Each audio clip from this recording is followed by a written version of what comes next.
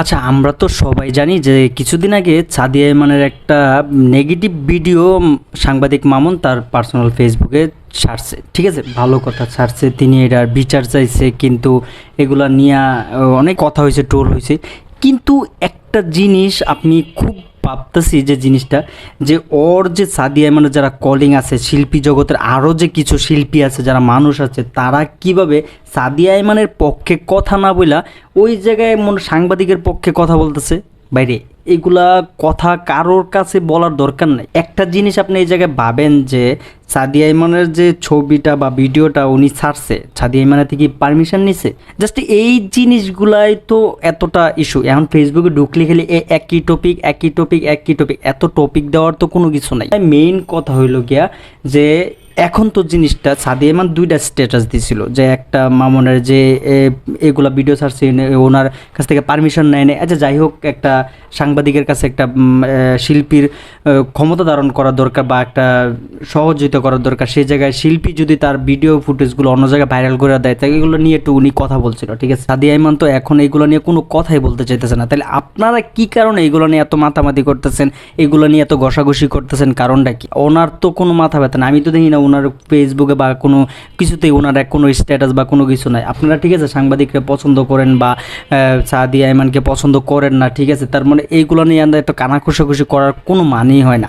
আচ্ছা যাই হোক, যে হোক, আপনার কাছে ভিডিওটা আমি আমার তরফ থেকে বলি যে সাদিয়া ইমান যে ভিডিওটা নিয়ে কথা বলছে, তো উনির কথাটা সাংবাদিক উনি ভিডিওটা ছাড়ছে বলতে, যাই হোক হাসি খুশি থাকার যাই থাক, অনেকে অনেক ধরনের মন্তব্য করতেছে, অনেক পরিচালক অনেক ধরনের কথা বলতেছে, বা শিল্পী জগতে যারা আছে ওনার সাদিয়া ইমানের কলিং আছে যারা, তারাও অনেক কথা বলতেছে সাংবাদিকের এই সমস্যা হচ্ছিল, এরকম ছিল ওরকম ছিল। আগে কীরকম ছিল এটা দেখার বিষয় না, মেইন দেখার বিষয় হলো যে এখন উনি কারো কাছ থেকে পারমিশন ছাড়া কেন ভিডিওটা ছাড়লো, এইটা হলো মেইন বিষয়। আর সবচেয়ে বড় কথা হলো এটা, এইগুলো নিয়ে তো এখন আর কারো সাদিয়া ইমানেরও কোনো কথা নেই, সাংবাদিক মামুনেরও কোনো কথা নেই। আমার মতো পাবলিক কিছু আছে, ছেঁচড়া পাবলিক যারা পাচাটি, এইগুলা মানুষের গুলার জন্য ওর মাথা ব্যথাটা একটু বেশি, এইগুলো নিয়ে একটু কানা কষাকষি ঝামেলা করতেছে। তো আমার অনুযায়ী এইগুলা বন্ধ থাকা দরকার। এগুলা যাই হয়েছে, যেটা হয়েছে, যার যতটুকু মান সম্মান গেছে বা সাংবাদিকের কোনো ক্ষতি হয়েছে কিনা, এগুলো দেখার এখন আর কোনো প্রশ্নই আসে না, এগুলো দেখার কোনো দরকার নেই।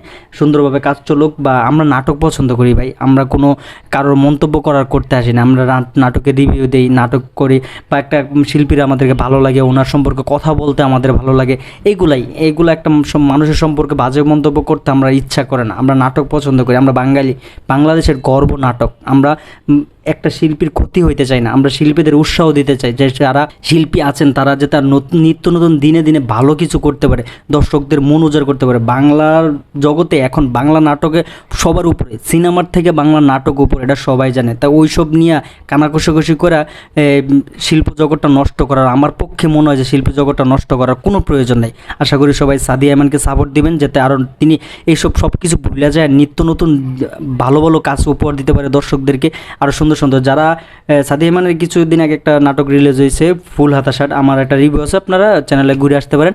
আর যারা এখনও ফুল হাতা শার্ট নাটকটা দেখেন নাই তারা অবশ্যই দেখবেন। সাদিয়া ইমানের অভিনয়টা কত সুন্দর বা অনেক মজার একটা নাটক, আশা করি সবাই দেখবেন।